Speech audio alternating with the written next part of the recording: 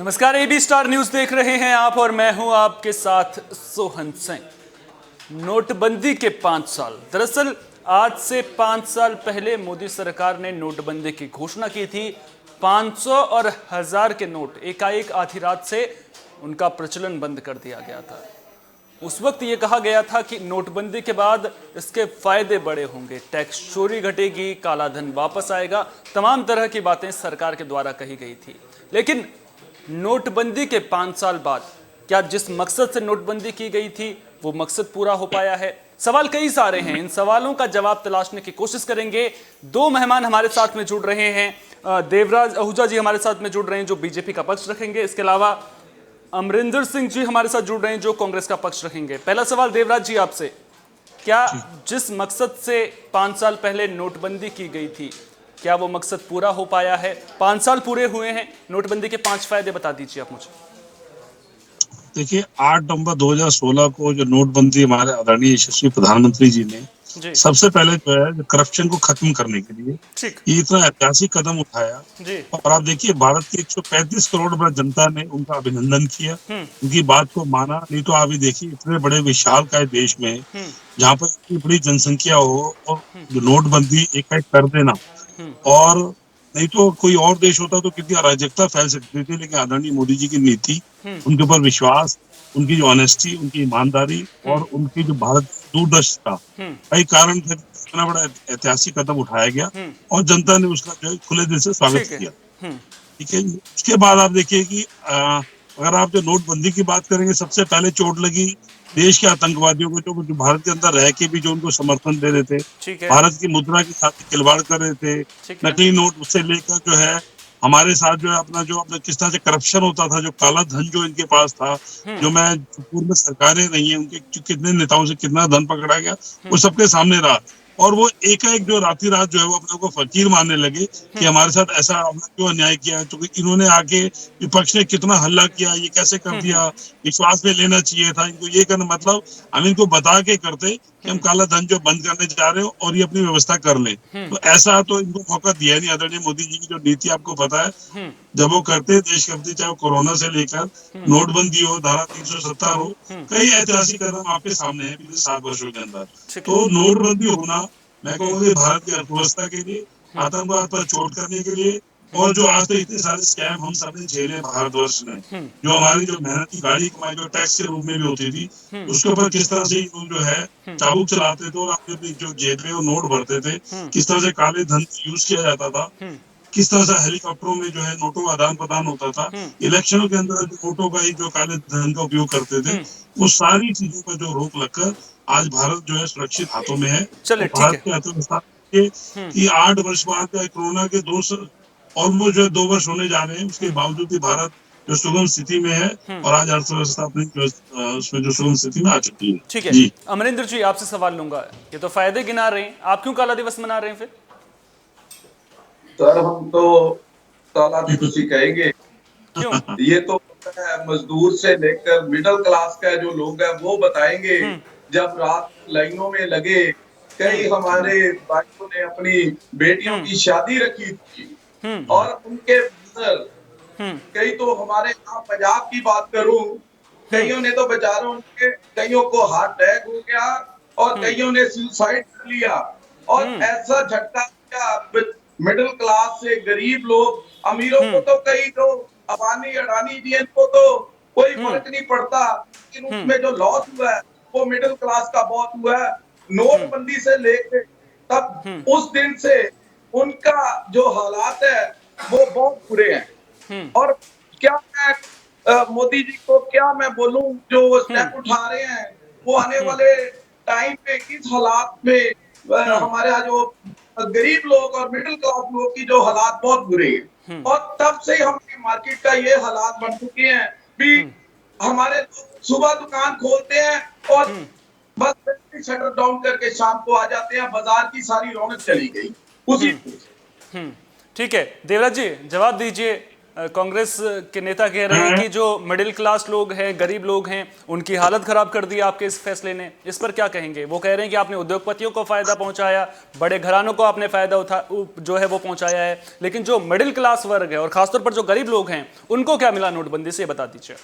सोहन जी, आप ये बताइए कि नोटबंदी से किसको नुकसान पहुंचाया, जो किसको फायदा हुआ? आज इनकी जो दुखी रग के ऊपर जो हाथ रखा गया है ना नोटबंदी का, वो इनकी भाषा शैली में बता पा रही कि इनके किस तरह से जो नेता, जो बड़े नेता सारे जो लिप्त थे। आप ये बताइए, आप भी मिडिल क्लास से, हम भी मिडिल क्लास से सोहन जी, और आप ये बताइए कि आपको हमें क्या फर्क पड़ा? हाँ, मैं जरूर मानता हूँ कि लोगों को शुरू में परेशानियों का सामना करना पड़ा, लाइनों में लगना पड़ा, लेकिन ना तो आपके पास काला धन था ना उनके पास था।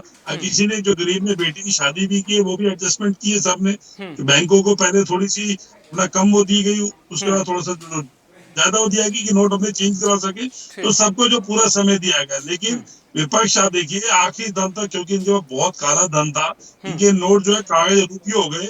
इनको इतनी दुख हुआ उस बात से, आज तक जो है उससे पनप नहीं पा रहे। आज 8 साल नहीं 80 साल बाद जो है कांग्रेसियों से पूछेंगे, खास करके मैं कहूँगा कांग्रेसियों से या विपक्षी और भी क्षेत्रीय पार्टी की जो कई नेता, मैं नाम नहीं लूंगा, लेकिन खास करके कांग्रेस किस तरह से जो है ये राजनीति करती थी, जो चुनावों से लेके काले धन का किस तरह से उपयोग होता था, ये सारी जनता देखती थी। सोहन जी, आप देखो ना कि हर मंत्रालय के अंदर जो काले धन का उपयोग होता था, हर इनका मंत्री इन्वॉल्व था। आज 100 स्कैम आपको गिनवा सकता हूँ, 2G से लेके जो 4G और 4 स्कैम से लेके। आप ही बताइए, आम जनता का इसमें कहाँ नुकसान हुआ? नुकसान हुआ जो काले धन रखने वाले थे, जो देश के ऊपर जो डाका डालने वाले थे, जिन्होंने देश को लूटा है, आतंकवादियों के ऊपर, जिनको ये जो है पीडीपी थी उसमें, या जो फारूक अब्दुल्ला की पार्टी थी या कांग्रेस थी, ये सब लोग एक ही थाली के चट्टे बट्टे थे। यही सबसे ज्यादा रोए हैं और आज भी रो रहे हैं। ठीक है, सवाल ले लेता हूँ। ठीक है, अमरिंदर जी से सवाल ले लेता हूँ। अमरिंदर जी, देवराज जी कह रहे हैं कि जिनके पास काला धन था वो लोग रो रहे हैं, विपक्ष के पास काला धन था, साफ तौर पर उन्होंने कहा कि इसलिए उन्हें ज्यादा मिर्ची लग रही है। तो क्या आपके पास भी काला धन था क्या, जो आपको मिर्ची लग रही है? ये सवाल पूछ रहे हैं हम तो किसान कितने से मैं तो जुड़ा हूं। तो फिर विरोध किस बात का है? हमारे किसानों की जो हालात है वो आपके इन्होंने बीजेपी वालों ने हमें नोटबंदी की बात कर रहा हूं मैं आप बात कर रहे थे, मैं बीच में नहीं, सारी बात सुनी है मैंने। ठीक है, अपनी बात पूरी कीजिए। अमरिंदर जी बात पूरी कीजिए। आप मेरे से बड़े हैं, मैंने आपकी बात सुनी है। जी अमरिंदर जी बोले। जी बोलिए। आप बताइए, मैं ज्यादा दूसरी स्टेटों पे ना जाऊं, गुजरात के कितने इनके साथियों ने कितने मारे हैं, आपको पता ही है। सारे हिंदुस्तान पर जो हुआ है गुजरात के हमारे, मैं कितने बना दिया गुजरात के, जहाँ पे बिलोंग करते हैं।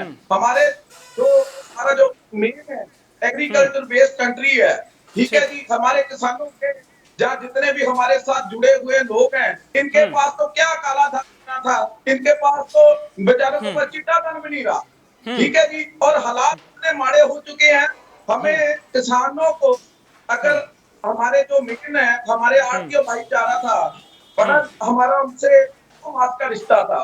अगर रात को हमें दिक्कत पड़ती थी, हम उनकी बैंक किसानों, हम जितने भी आड़तियों को रात को भी खा लेते थे और वो हमारी रात को भी मदद देते थे। नोटबंदी के बाद हमारे, क्या मैं बताऊं भी, इतनी सारा सिस्टम अपसेट हो गया है भी, किसी के हालात ऐसे बन गए हैं, हम किसानों को तो हमने इस ने रोक के रख दिया है। और नोटबंदी के बाद तो सारा सिस्टम ऐसा बन गया है, मैं क्या, मेरे को तो आंखों में पानी आ रहा, मन भर रहा है। जो हालात हमारी वो परमात्मा किसी करे। चलिए ठीक है, एक सवाल मैं देवराज जी से ले लेता हूं। देवराज जी, जो मुख्य मकसद था नोटबंदी का, भ्रष्टाचार पर लगाम लगेगी, पूरी तरह से लगाम लगती हुई तो नजर नहीं आ रही है। दूसरा सबसे बड़ा मकसद था कैशलेस इकोनॉमी को बढ़ावा देना।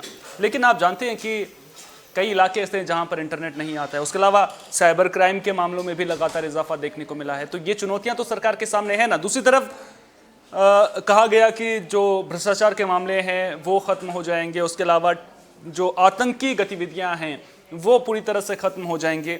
लेकिन टेरर फंडिंग के मामलों की जांच अभी भी एनआईए कर रही है। जम्मू कश्मीर में किस तरह से आतंकी गतिविधियों में पिछले कुछ दिनों में इजाफा देखने को मिल रहा है, वो भी तो देखने को मिल रहा है। तो कैसे निपटेंगे इसको लेकर के, क्या प्लान है आपके पास अब आगे? सोहन जी, मैं आपके सभी जो प्रश्नों को बारी बारी से उत्तर देना चाहूंगा। जी, मेरे आदरणीय मित्र जो कांग्रेस के बैठे हैं, आप ये देखिए, इन्होंने एक भी बात जो है कोई ऑथेंटिक नहीं करी कि जिसका कोई आधार हो, आधारहीन बात करना, गुजरात की खाली नाम ले लेना, फिर किसानों से जोड़ देना, फिर इनकी आंखों में आंसू आना। या तो मेरे कांग्रेस के बंधु मित्र के पास जो इतना काला धन था, इनका बहुत बड़ा नुकसान हुआ जो कि इनके आंखों में आंसू आ रहे हैं, एक बात। दूसरी बात आप कह रहे हैं कि इससे क्या फायदा हो। देखिए आतंकवादी घटनाएं जो है, अगर आप 2014 के बाद से और धारा 370 खास करके लगने के बाद ठीक अगर आज आप फर्क देखेंगे तो आप देखिए कि जम्मू कश्मीर के अंदर जहाँ पे जो है हत्याएं मान लो हजारों में होती थी, और कोई हालांकि एक भी हत्या होने, एक भी अपना जो अपना नहीं तो ना किसी टेरर को फंडिंग हमारे सर, बड़ा बताइए। टेरर फंडिंग लेकिन पे। टेरर फंडिंग की जहाँ पे बात है, बहुत ज्यादा लगाम लगी है। जो हुर्रियत के नेता थे पहले यहाँ पर, या पीडीपी के, या मैं कहूँगा फारूक, या कुछ कांग्रेस के भी लोग उसमें लिप्त थे।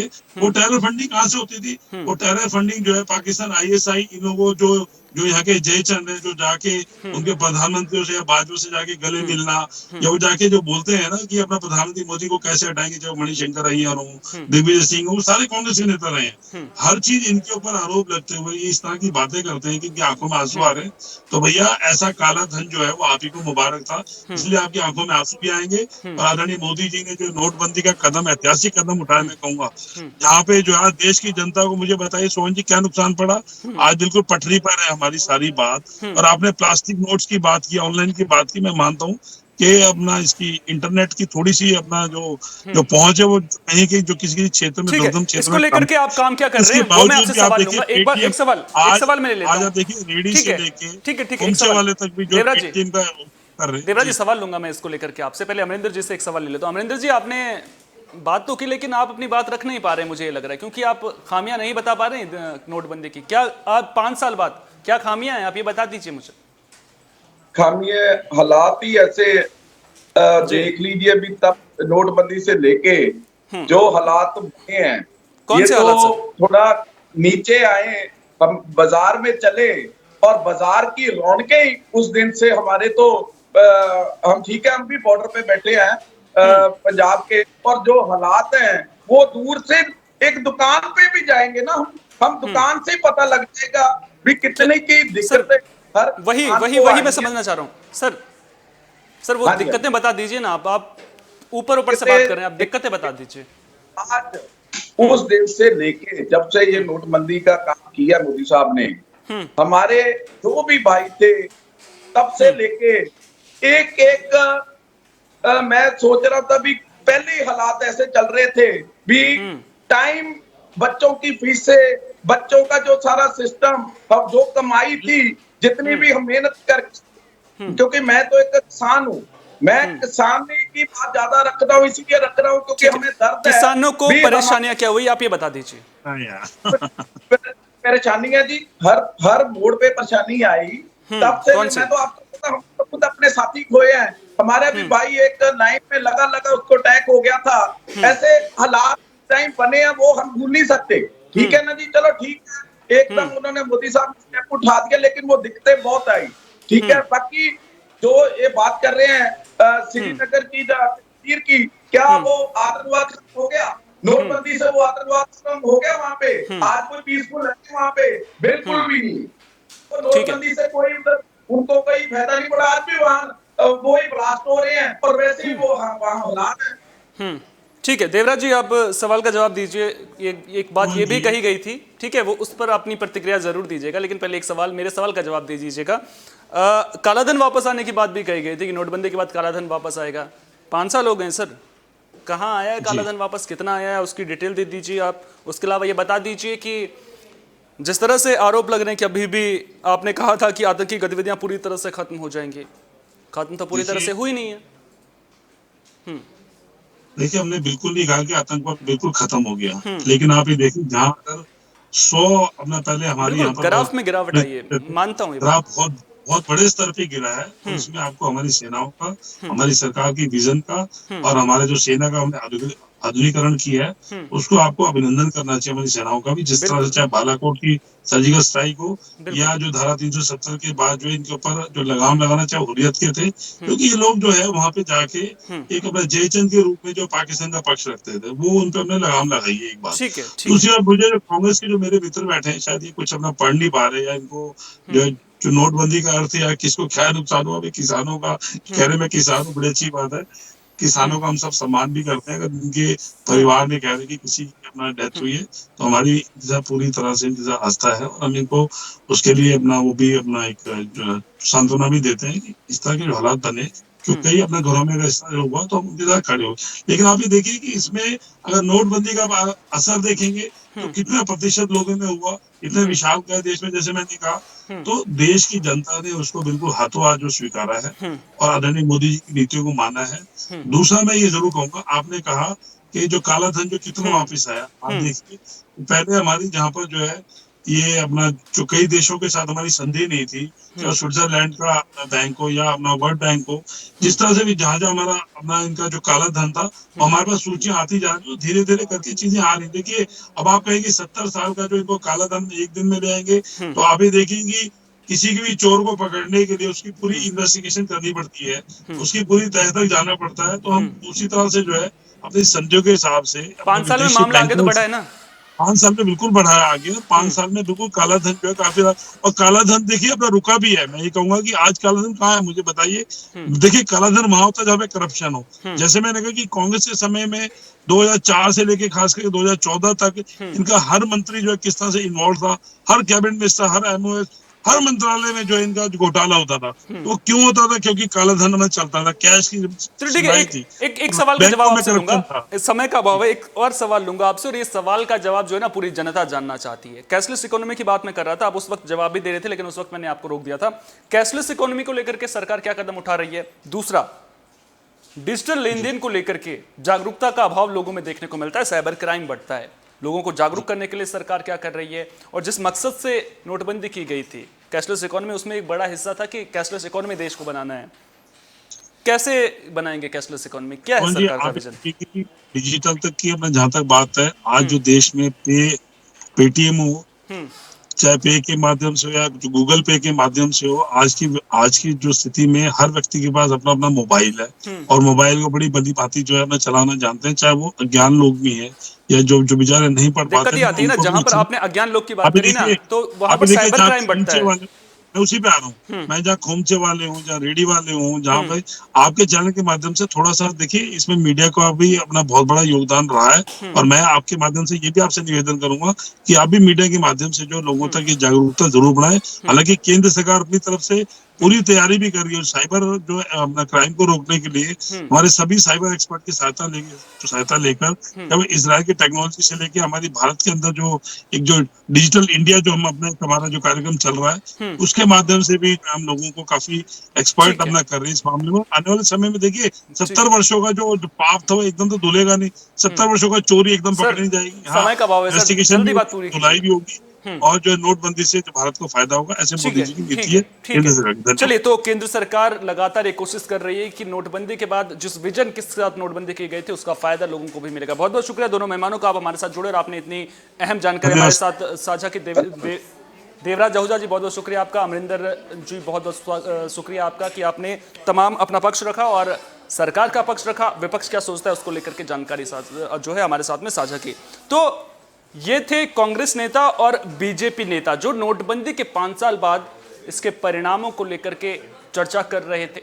साफ तौर पर सरकार की मंशा क्या है वो जाहिर होती हुई नजर आई है। सरकार कैशलेस इकोनॉमी को बढ़ावा देने का सोच रही है और उस दिशा में काम करती हुई भी नजर आ रही है।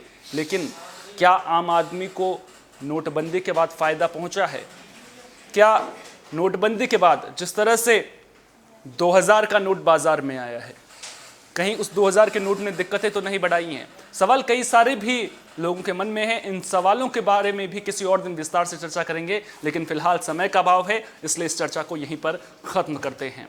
फिलहाल के लिए इस खास पेशकश में इतना ही। देश और दुनिया की तमाम अहम खबरों के लिए आप देखते रहिए एबी स्टार न्यूज़, क्योंकि यहाँ पर खबरों का सिलसिला कभी नहीं थमता।